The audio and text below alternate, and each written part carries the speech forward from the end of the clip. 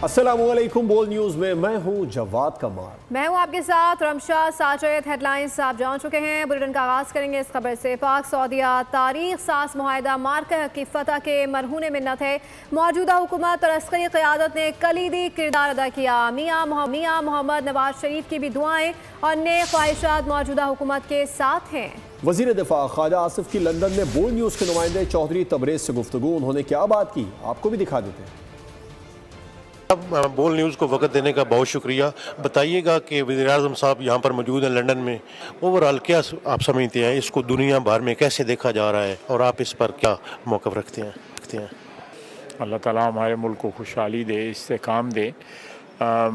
ये बहुत बड़ा एक मैं समझता हूँ कि 78 साल के अंदर जो है ये दफ़ाई माहिदा जो है गो हमारी अरेंजमेंट जो थी एक कोऑपरेशन की ऑलरेडी कई दहाइयों से सऊदी अरेबिया के साथ मौजूद थी, लेकिन इसको फॉर्मलाइज़ करना, इसको एक दफ़ाई माहिदे की शक्ल देना जो है मैं समझता हूँ कि एक इट्स ए जाइंट लीप जो पाकिस्तान की हुकूमत मौजूदा हुकूमत के सर इसका सेहरा है, जिसमें मियाँ शहबाज शरीफ साहब ने और फील्ड मार्शल आसिम मुनीर साहब का एक बहुत बड़ा रोल है जो हमारी भाज ने फतह हासिल की है हिंदुस्तान पे।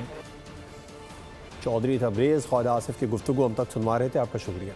आज़म शहबाज शरीफ अक़वाम मुत्तहिदा की जनरल असम्बली के 80वें इजलास में शिरकत के लिए कल अमरीका रवाना होंगे। वज़ीर आज़म जनरल असम्बली से खिताब करेंगे। गज़ा पर खुसूसी इजलास में भी शिरकत करेंगे। वज़ीर आज़म दौरे अमरीका में मसला कश्मीर, फ़लस्तीन और कतर पर हमले से मुतालिक पाकिस्तान का मौक़िफ़ भी पेश करेंगे। बरतानिया के दौरे पर लंदन में 4 दिन क़याम के दौरान वज़ीर आज़म ने पाकिस्तानी कम्यूनिटी और ताजिर रहनुमाओं से मुलाकातें की। बगराम एयरबेस पर अमरीकी फ़ौज की तैनाती से मुतालिक अफगानिस्तान से मुज़ाकरात जारी हैं। बगराम एयरबेस अमरीका को नहीं छोड़नी चाहिए थी। ट्रंप के बयान पर रद्द-ए-अमल देते हुए अफगान वज़ारत ख़ारजा उमूर के डिप्टी पॉलिटिकल डायरेक्टर जाकिर जलाली ने कहा कि अफगानिस्तान में अमरीकी फ़ौजी मौजूदगी को अवाम ने कभी कबूल नहीं किया। अमरीका अफगानिस्तान ताल्लुकात को फ़ौजी मौजूदगी के बगैर कायम करने की ज़रूरत है। चीनी दफ्तर ख़ारजा ने मौक़िफ़ दिया कि अफगानिस्तान के मुस्तक़बिल का फ़ैसला अफगानों के हाथ में होना चाहिए। चीन खित्ते में कशीदगी या तनाव की हिमायत नहीं करेगा। 70 की दिहाई में सनतों की नेशनलाइजेशन नहीं बल्कि फ्यूडलाइजेशन हुई। भुट्टो साहब ने कोटा सिस्टम सिर्फ सिंध में लगाया, पंजाब में नहीं लगाया। कराची के टैक्स का पैसा कहीं और लगता है। सरबराह MQM खालिद महबूब सिद्दीकी का चैम्बर ऑफ कॉमर्स में बातचीत। कहा कि कराची ने कभी किसी की बदमाशी कबूल नहीं की। हम पर मुल्क दुश्मनी से काफिर होने तक के इल्ज़ामात लगाए गए। खालिद महबूब सिद्दीकी ने कहा कि जमात इस्लामी के जो काफिराना नारे हमारे लिए होते थे आज किसी और के लिए हैं। को आप हमारी पैदावार समझते हैं, हम उन हालात की पैदावार है। पाकिस्तान का सबसे अमीर शहर जहां सबसे गरीब लोग रहते हैं और कराची वालों को नजर नहीं आते। आज कराची में जो कुछ भी है और जितना कुछ भी है, तारीख उठा के देखें आज के कराची में, वो सब उसी दौर में बना है जब MQM थी, जब उसके पास नुमाइंदगी के साथ इख्तियार भी था। तारीख को तरतीब से देखने की जरूरत होती है। 70 से पहले का पाकिस्तान ऐसा था? आप कहेंगे नहीं, तो 70 में कौन आ गया था? हैं और ये रकम कराची पर ही खर्च होनी चाहिए। अपोजिशन लीडर से असम्बली अली खुर्शीदी ने एक बार फिर कराची के लिए आवाज़ उठा दी। कहा कि कराची की सड़कें पहले ही बर्बाद है, मजीद क्या बर्बाद होंगी। 98% सिंध के बजट में कराची का हिस्सा होने के बावजूद शहर के मसाइल हल नहीं होते। ज़िला बस्ती की खस्ता हाली की जिम्मेदार जमात इस्लामी है। कराची के अवाम अपने टैक्स का हक ज़रूर मांगेंगे। के शहरियों के साथ बिजली की तरसील में बददियानती हुई। के इलेक्ट्रिक की जानिब से लूट मार का सिलसिला जारी है। रुकने कौमी असम्बली ख्वाजा इजहारुल हसन की गुफ्तगू। कहा कि बिजली बिलों में दीगर इदारों के टैक्सेस शामिल किए जा रहे हैं। दुनिया में कहीं ऐसा नहीं होता कि बिजली के ज़्यादा इस्तेमाल से उसके पैसे बढ़े। कराची के शहरी बिजली के बिलों के साथ बेतहाशा टैक्सेस अदा कर रहे हैं। रबीर जानी वफाकी वज़ीर सेहत सैयद मुस्तफ़ा कमाल ने कराची में अपनी साहबजादी को सर्वाइकल कैंसर से बचाव की वैक्सीन लगवा दी है। इस मौके पर बात करते हुए मुस्तफ़ा कमाल ने कहा यह वैक्सीन बड़ी मुश्किल से हमने हासिल की है। लोग इसके खिलाफ गुमराहकुन मौक़िफ़ अपना रहे हैं, जो अफसोस की बात है। रिपोर्ट करेंगे कफील अहमद। कराची में सर्वाइकल कैंसर से बचाव के हवाले से मुनक्किदा तकरीब मुस्तफा कमाल ने कहा, कोशिश है कि मेरे मुल्क की हर बेटी को ये वैक्सीन लगाई जाए। मेरी फैमिली से कोई भी कभी कैमरे के सामने नहीं आया।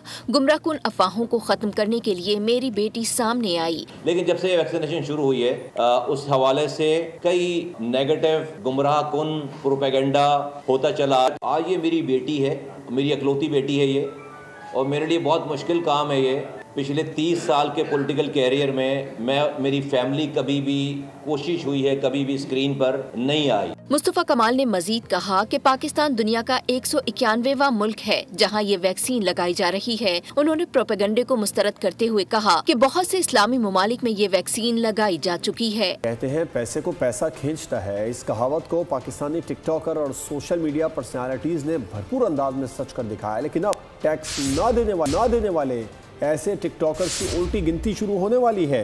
FBI ने सोशल मीडिया पर दौलत की नुमाइश करने वालों के खिलाफ कार्रवाई का फैसला कर लिया। शादियों पर बड़े अखराजात करने वाले भी शिकंजे में आएंगे।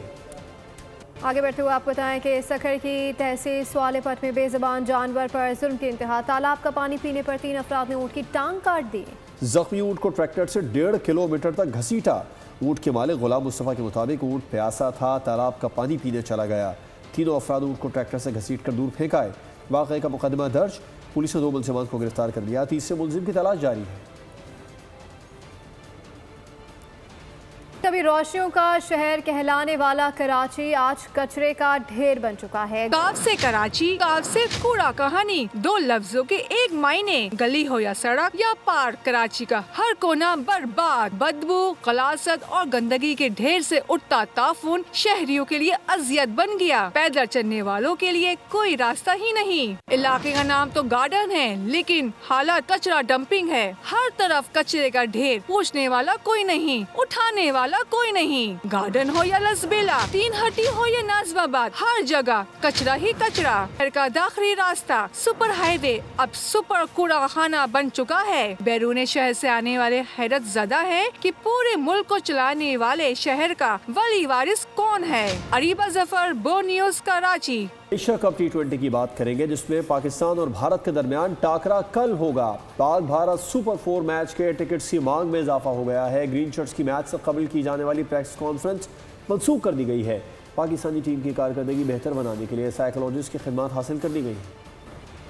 एशिया कप T20 में भारत से दूसरा टाकरा, रिवायती हरीफ से पहले मुआरके में शिकस्त, सुपर 4 मरहले का मैच बदला लेने का शानदार मौका। जख्मी शेरों ने भारत को इसकी औकात याद दिलाने का भरपूर अज़्म कर लिया। पाक भारत सुपर 4 मैच के टिकट्स की मांग में भी इजाफा हो गया। टिकट कम से कम कीमत 350 दिरहम 27,000 पाकिस्तानी रुपए में दस्तियाब है। गैर जरूरी सवालात से बचने के लिए ग्रीन शर्ट्स की मैच से कबल की जाने वाली प्रेस कॉन्फ्रेंस भी मनसूख कर दी गई। पाकिस्तानी टीम की कारकर्दगी बेहतर बनाने के लिए मोटिवेशनल स्पीकर की खिदमत भी हासिल कर ली गयी। अब ये जानिए एशिया कप T20 सुपर 4 मरहले में पाकिस्तान से मैच। भारतीय कप्तान सूर्या कुमार यादव पाकिस्तानी खिलाड़ियों से हाथ मिलाने का सवाल टाल गए। मैच में भारतीय टीम के तर्ज अमल से मुतालिक सवाल पर सूर्या कुमार ने कहा कि पाक भारत मैच में जब स्टेडियम शौकीन से भर जाता है तो सोचता हूँ कि अच्छी क्रिकेट खेलूँ।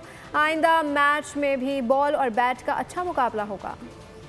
तनाज़े ICC match referee Andy Pycroft Pakistan और भारत के सुपर 4 स्टेज मैच में भी रेफरी होंगे। पाक भारत ग्रुप मैच में दोनों टीमों के खिलाड़ियों और टॉस के मौके पर दोनों कप्तानों ने एक दूसरे से हाथ नहीं मिलाया था। पाकिस्तान टीम मैनेजमेंट ने दावा किया था कि मैच रेफरी एंडी पायक्रॉफ्ट ने कौमी टीम के कप्तान सलमान आगा को भारतीय कप्तान से हाथ न मिलाने का कहा था। PCB की शदीद एहतजाज पर ICC की हिदायत के तहत एंडी पायक्रॉफ्ट ने पाकिस्तानी कप्तान से माफ़ी मांग ली थी। न्यूज़ बुलेटिन से फिल वक्त इतना है। मज़ीद बाखबर रहने के लिए विजिट कर सकते हैं हमारी वेबसाइट bonews.com। देखते रहिए। सब्सक्राइब करें और बेल दबाएं ताकि कोई खबर रह न जाए।